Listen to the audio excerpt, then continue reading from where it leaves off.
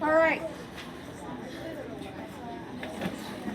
Okay, here we go. We got a lot going on here every day. There's a lot. So let me just run through some quick things. You got everything you need to get started. We do not have an actual textbook in the class. There is a model or a textbook for Chapter P. Those are some prerequisite chapter. So that's where we'll start. And that will be the same for the academic and the CP kids. Everybody's starting with Chapter P, prerequisites for a successful pre-calculus experience. After that, we veer off. We have AP pre-calculus is 4 units. Currently, only 3 of them are tested. So our focus for the rest of the school year, once we get through this stuff, is going to be Unit 1, Unit 2, Unit 3. Our sites are set on May 12th, 8 o'clock a.m. That is when your AP pre-calculus exam is. We are very, very proud of our record. This is only the 3rd year of the course, but we're very, very proud. Last year, I had 45, a total of 45, and Ms. Reeve also had outstanding results. But personally, I had 45 students, 22.5s, okay? That's slightly under 50%. So you guys are going to be over 50% fives, okay? If you get a 5 on the AP pre-calculus exam, I will drive to your house the first week of July after the results are handed out, and I will hand deliver to you personally a nice big brownie. That is our deal. So if you don't want to do it for yourself and you don't want to do it for your school, do it for the brownie, right? Everything is focused on that exam.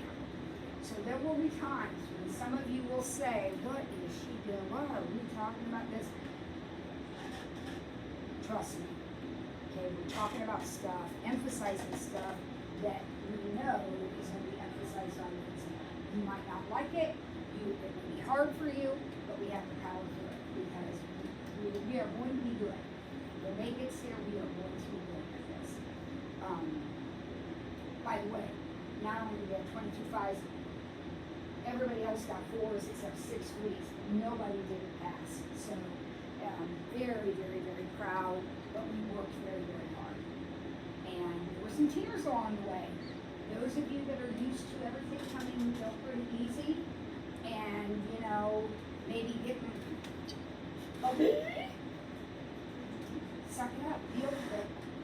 It's going to be hard at points, and other points you'll just sail through. Every day, I will video. Those videos, it's going right now, it's videoing right now. Those videos are posted. If you're not here, or if I went too fast and you're not sure, or you were distracted about something else and you weren't totally focused in, you need to watch that video. Do not ever walk in that door and say, oh, Miss Ford, I missed yesterday, what did we do? I'll scream at you. What we did is on the video, and it's your job to watch it before you come in. Unless there's something like if you get in an accident in the hospital or something, I'm not that cruel. But if you're on a college visit or something, find a time, watch the video, because we're moving on. We don't wait for you. And you're expected to be up with us. One thing that's a little bit different, I'm not sure how Ms. Levinson did last year, but you will not have math homework, pre-cal homework every night. That isn't how it works. So today, we're going to start our lessons.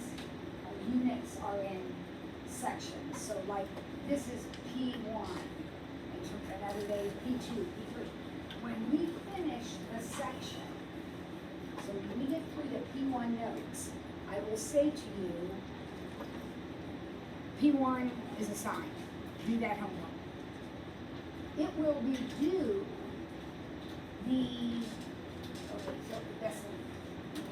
let's say we finish it today. We won't, but let's say we finish it today. And I say P1's assigned.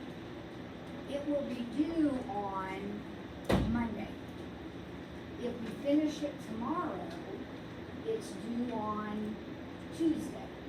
If we finish it Monday, it's due Wednesday. Get the idea? finish it Tuesday, it's due Thursday. So you get a grace day in there, a school day in there. Okay? Now, two things to say about that. The first reason I do that is because I also had 4 kids that went to school here. And they were very active. They're all grown up now, obviously, but they were very active and stuff. And I don't mean to pick on football, but my kids didn't play football. Football's got it easy because winter football games. Friday night, winter soccer matches. Monday, Tuesday, Wednesday, Thursday, winter volleyball matches. Monday, Tuesday, right? So my kids were going to school all day, going to team meal or whatever all that stuff is, going to the game, playing the game, coming home, it's 10 o'clock at night, and they were stressing about getting their work done. You guys are busy, I get it. So you have an extra day. So if I sign it today, and you know you got a volleyball game tonight, then you don't worry about it, because you'll do it tomorrow, and get what you need when it's due. Now, if you have a volleyball game tomorrow night, then do it tonight, get it out of the way. You can always turn homework in early. There's no problem with turning it in early. Alright, so that's the first thing. It's kind of a gift to you because I understand how busy you are and that you have, unfortunately, you have other things in your life other than pre-calculus. Now, the other side of that is, I'm giving you a grace day. That's all you get. So if I sign it today, and it's due Monday at 3:20 p.m. Whether we have class, whether you are in school, it is due. So if you're on a college visit Monday and you didn't get it to me on Friday, then guess what? You're going to take a picture of it and email it to me before 3:20.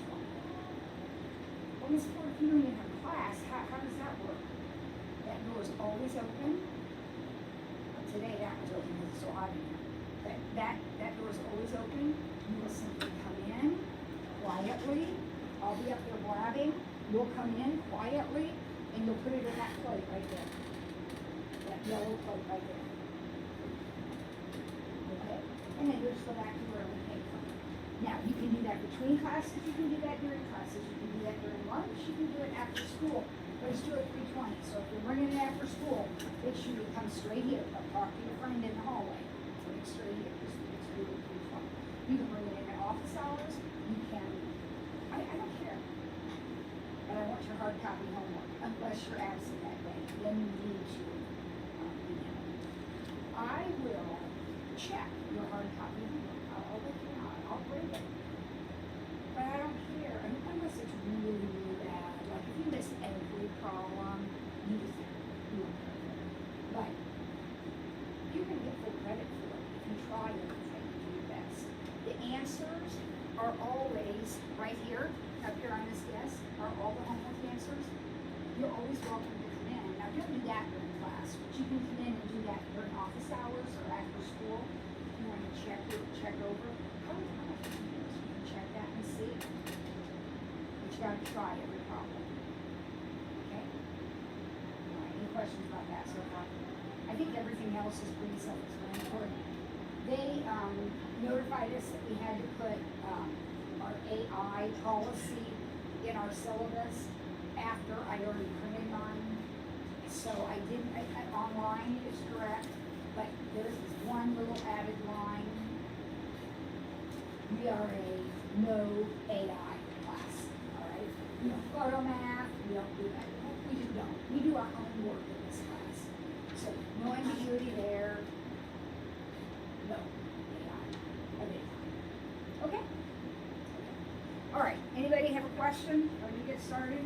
Oh, Math Free registration opens tomorrow, runs till Monday the 18th.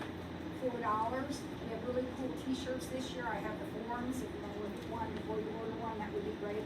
The form will also be in the student newsletter when that gets sent out. I would encourage all of you to sign up for Math Free. Okay? I want all of you to sign up for Math Free. There's nothing more irritating to me than grades are due. You got a 92.4.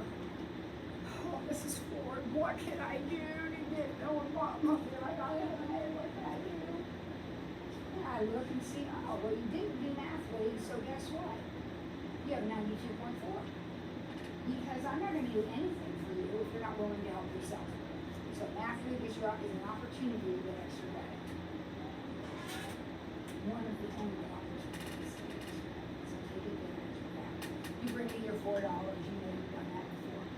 One of the things that I gave you was the join your AP class section. Okay, your join code, and I don't want to do that right now. You can, I'm giving you this handout. Director, you Can I go? I'm giving you this handout so that you can take this home or do it sometime, not right now. But our join code is right here.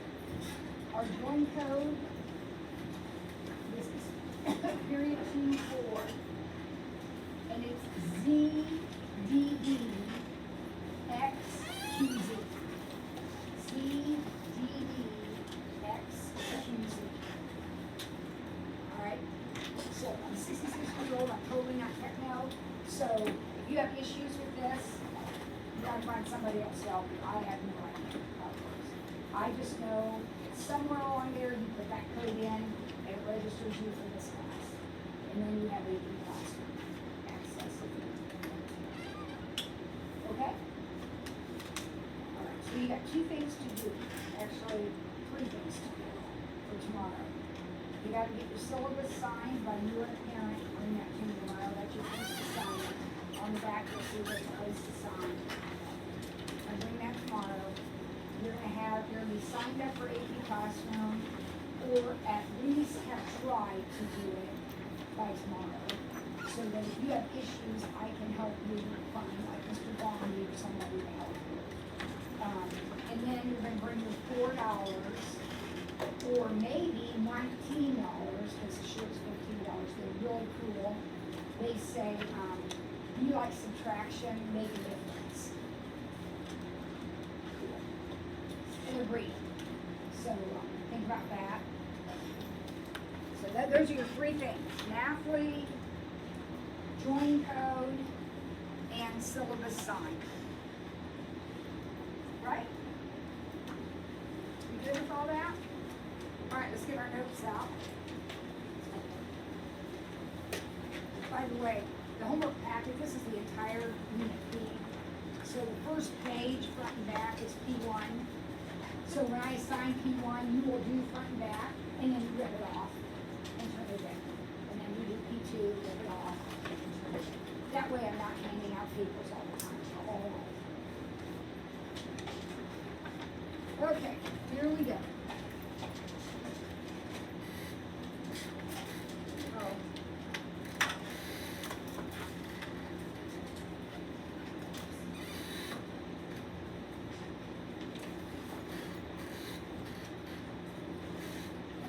Bring you guys in. I think we have all grades in this one, actually. I think we got all 4 grades in here. So maybe we'll give our freshmen a break. The rest of you get no breaks. Why are there no phones in the caddy? What is the first thing we do when we walk in the room? And this isn't just Mrs. Ford's room, this is everyone's room. What is the first thing we do? Put our phone in the caddy. Here's the deal. If you don't put your phone in the caddy, then I will keep it the entire day. And since we will always be in the morning, that means that you will go the whole day basically without your phone. So let's not do that.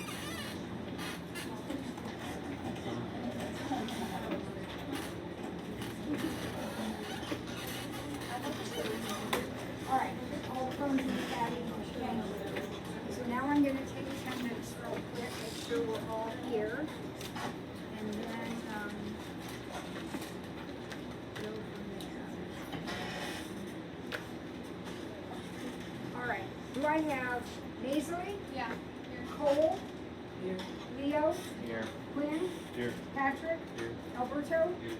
Violet? Here. Sam? Here. Chloe? Here. Kate? Here. Camila? Here. Sylvia? Here. Ann? Here. I got my name.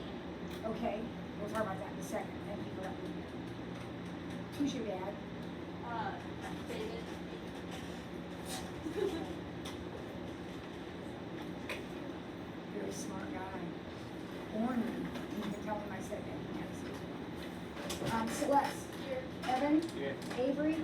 Austin? Here. Parker? Here. Luke? Luke Smith? No Luke Smith. Caitlin? Here. Charles? Here. Lillian? Here. And Olivia? Here. Okay. So tomorrow when you come in, we'll do a seating chart. So where you sit tomorrow is where you sit until I learn all your names. And on that, put down what you want me to call you. Okay? And then, you guys, I need your patience. Someday you too will be old. I hope someday you get to be old. The mind just doesn't work like it used to. So if I mess up your name, call you by a wrong name, just have patience. Know I care about you and I want to do better. I'm just, sometimes it just doesn't work. I don't even get my own kids right sometimes. I'll be videoing this board. Think about that when you pick your seats tomorrow. All right, here we go. Natural numbers. These are our number sets.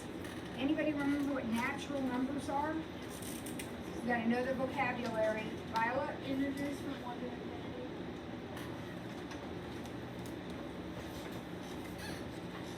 That is true, but in order then to know that, I need to know what integers are. And in the great scheme of mathematics, it builds up from the bottom, not from the bottom down. So, think about when you were a child. How did you learn to count? When mom or dad or brother or sister sat down with you and you naturally developed a number sense, what numbers did you start with?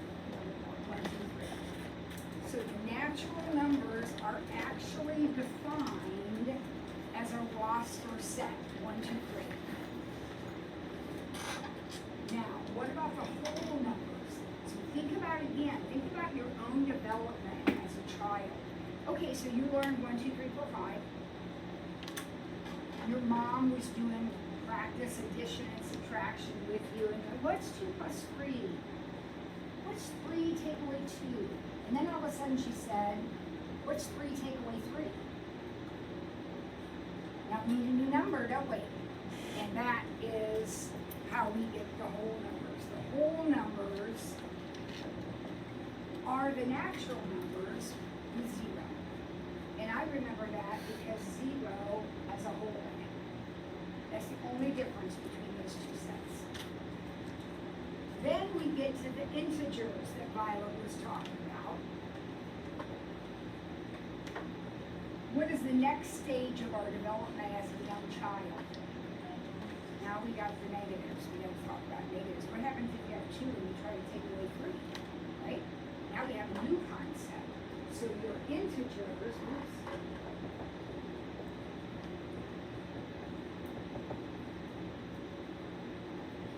are that set of numbers. We're building. What's the next concept? Think about as a child, think about growing up math class. What was the next thing? All of a sudden you had to deal with what? Decimals, fractions, right? Parts of wholes. So now we have the rational numbers. And the rational numbers can be defined in a couple of different ways. So we'll do it both ways, but you really only need to know one or the other. The rational numbers are often defined as all of the fractions, A over B, such that, I'm using set notation now, so all the A's over B's, such that A and B are integers, and B is not 0. So in other words, pick 2 numbers out of this list right here and build a fraction on it, and you're a rational number, as long as your denominator isn't 0, right? So that's one way. The other way is to write it out or think of it as all of the terminating or repeating decimals. So in other words, any decimal that stops like 1.45 or repeats like 1.36 repeating. decimal of that form is a rational number. But we all know, right on the border there, not every decimal repeats or terminates. So what happens if it doesn't? What if you have a decimal that doesn't repeat or terminate? Then you don't have a rational number, you have an irrational number. So the irrational numbers are the non-repeating, non-terminating decimals.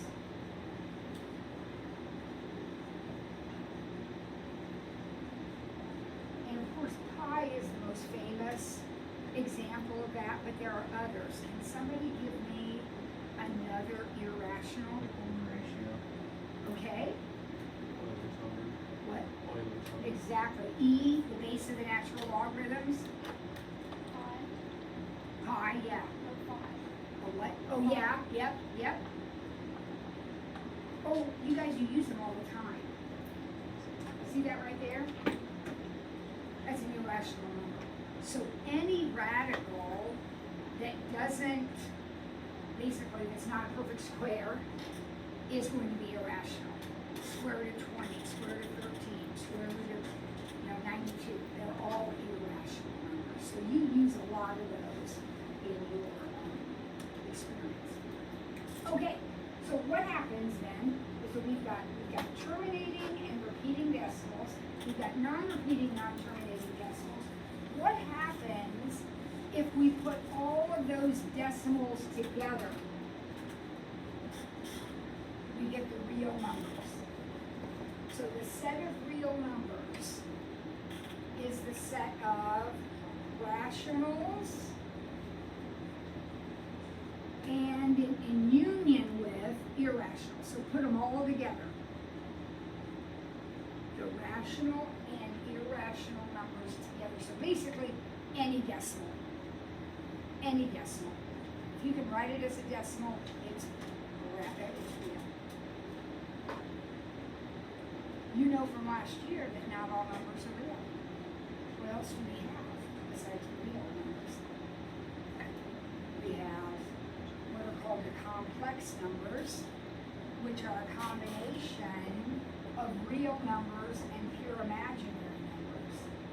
A pure imaginary number is something of the form bi,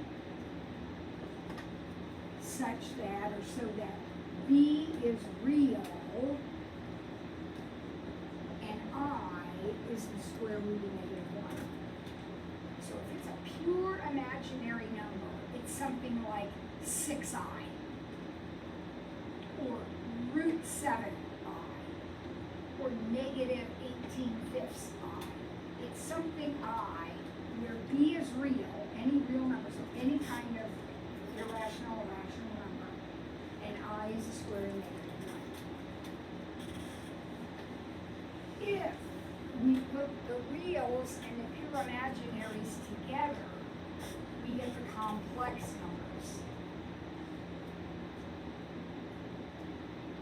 And we'll live a lot of unit 3 in that realm.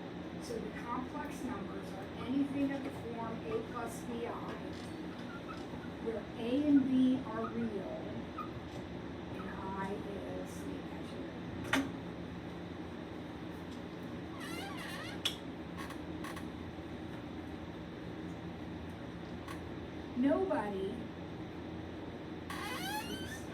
Nobody is going to ask you to define those except maybe your classroom teacher. What you need to know is when you're reading a problem and it says B is irrational, you need to know what that means so that you can do the right things with whatever it is you're doing. Vocabulary is important. All right, number 2, to which number sets do these belong? -7, list them all. -7 belongs to what? What kind of number is -7? It's an integer, for sure, it's an integer. If it's an integer, then it's automatically rational. Right, 7/1. It's automatically real. And and it's automatically complex. Every number we deal with is complex. Oh wait, Mrs. Ford, -7 doesn't look like this. Oh yeah, it does. -7 plus 0i, right? So it's an integer, it's rational, it's real, and it's complex. Root 32. Irrational, real, and complex. Would you agree? 6. It's everything up there except what? What is it not? It's not irrational and it's not imaginary. But it is a natural number, a whole number, an integer, rational, real, and complex. Square root of -4. Pure imaginary, because the square root of -4 is what? 2i. So it's pure imaginary and also then complex. -2/3.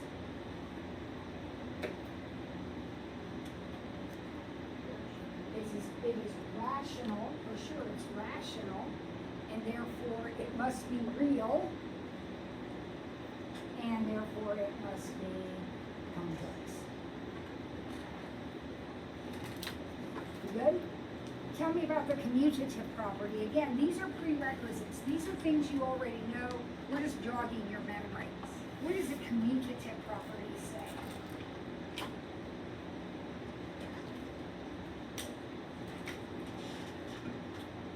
No one knows? Exactly. I'll use letters, but yeah. So A plus B equals B plus A, or if we're multiplying AB equals BA. Right? That's commutative. You can do it in either order. Subtraction is not commutative. Division is not commutative. But addition and multiplication are. Associative is that one. If you got 3 numbers, addition's binary, you can only add 2 at a time. So it doesn't matter which 2 you add. You can add A and B first, and then add in C. Or you can add B and C first, and then add in A. That's associative. Think of it as when you associate with people, you put yourselves in their group. You're with them. So here we've associated A and B. Here we've associated B and C. And for addition and multiplication, it doesn't make a difference. Identity. What are the identity properties?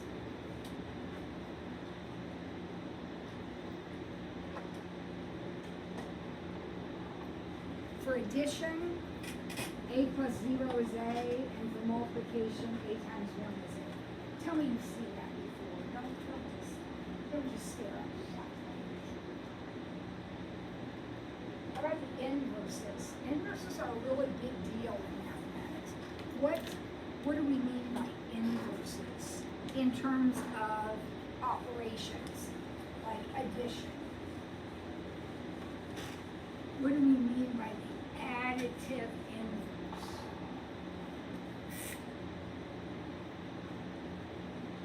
Another word for additive inverse is opposite.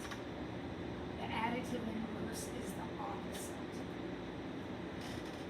The multiplicative inverse is the reciprocal. What do inverses do? They cancel each other out. So if we have a sine and an arc sine, the trigonometric functions, they will cancel each other out. They are inverses.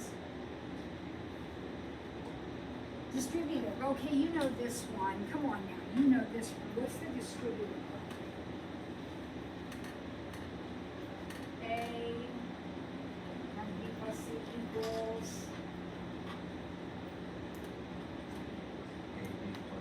thank you. AB plus AC. And that one works both ways, so don't be tricked. If you had this,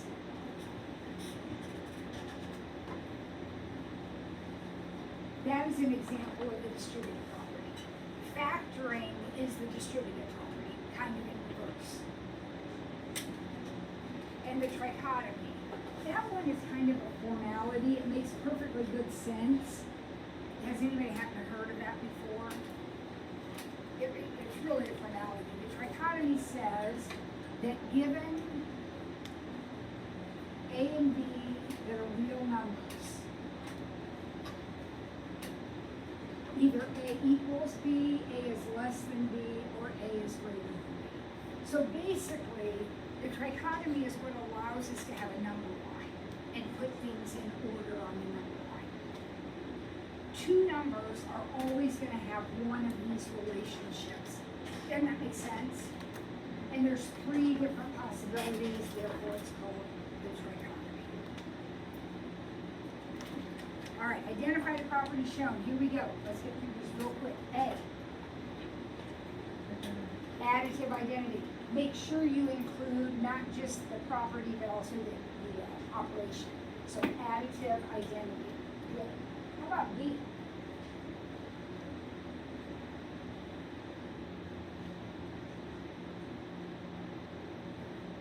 It looks like it's associative, but it's really not.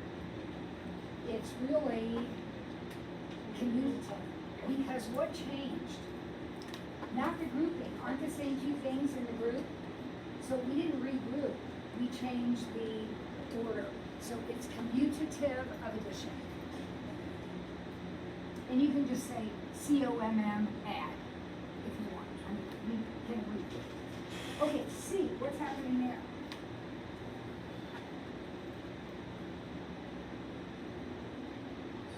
That is associative of multiplication. D,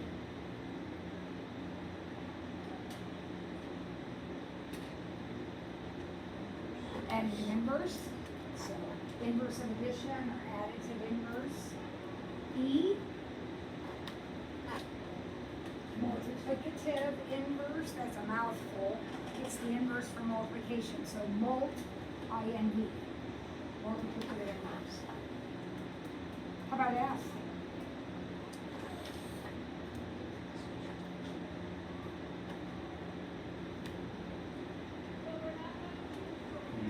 Commutative and multiplication, very good. Why is it commutative? Because the order changed. Everybody see that? Commutative is order. G. Distributive.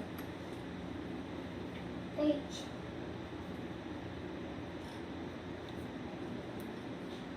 Multiplicative identity. And I.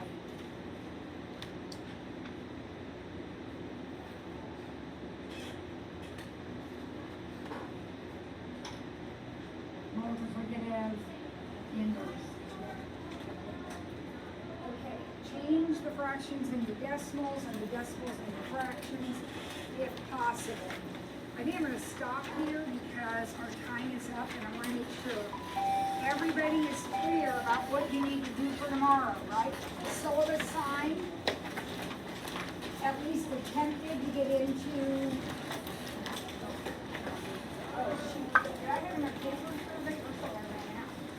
Everybody attempted to get it into AP Classroom and math review. That's for tomorrow. Okay, Smokies?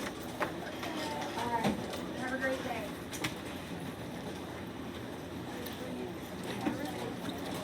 See ya.